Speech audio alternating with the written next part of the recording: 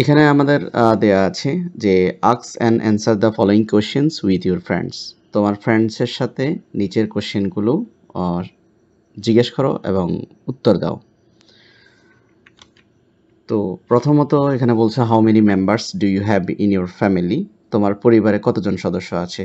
তো এখানে স্বাভাবিকভাবে এই ধরনের প্রশ্ন যদি করা হয় how many members, how many peoples, তাহলে আমরা এটা উত্তরটা দেয়ার দিয়ে শুরু করি।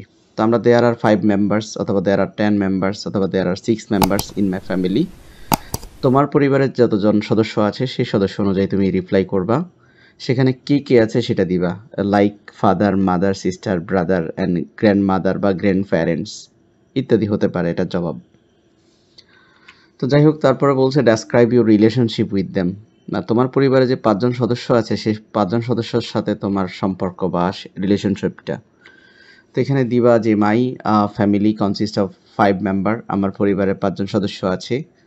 মাই গ্র্যান্ডফাদার বা grandmother, my younger brother, my self. এখানে এখানে মূলত আগে আমরা গ্র্যান্ডমাদার উল্লেখ করেছি, এখানেও গ্র্যান্ডমাদার হবে। My younger brother and my self.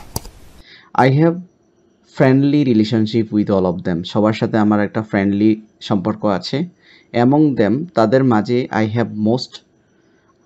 Have the most friendly relationship with my grandmother. সবচেয়ে বেশি সম্পর্ক ভালো আছে আমার দাদির সাথে।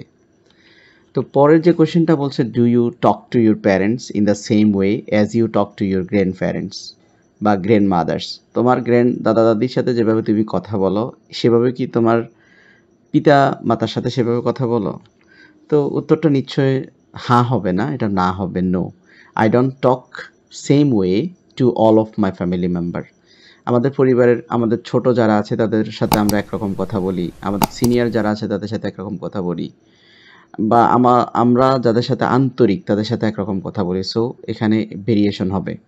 I am quite free with my grandmother. আমি আমার মাদারের সাথে গ্র্যান্ডমাদারের সাথে অনেক বেশি free. And I can freely share any secret with my grandmother. আমার কোনো গোপন বিষয়, কোনো পার্সোনাল বিষয় আমার অনায়াসে আমার গ্র্যান্ডমাদারের সাথে শেয়ার করতে পারি। She always tell me the story. সে সবসময় আমাকে গল্প বলে। But I can't do so with my parents.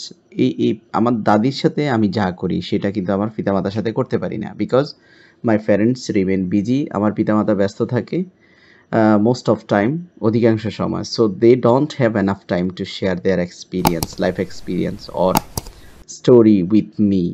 আমাকে কোনো তাদের লাইফ এক্সপিরিয়েন্স শেয়ার করা অথবা কোনো গল্প বলতে সে সময়টা তাদের নেই। লেটার অন পরবর্তীতে I also talk very impersonal way with my younger brother Hasib. আমার ছোট ভাই হাসিবের সাথে আমি আমার অনেক ব্যক্তিগত আলাপ আমি করে নিই। তাহলে এক একজনের সাথে আমাদের এক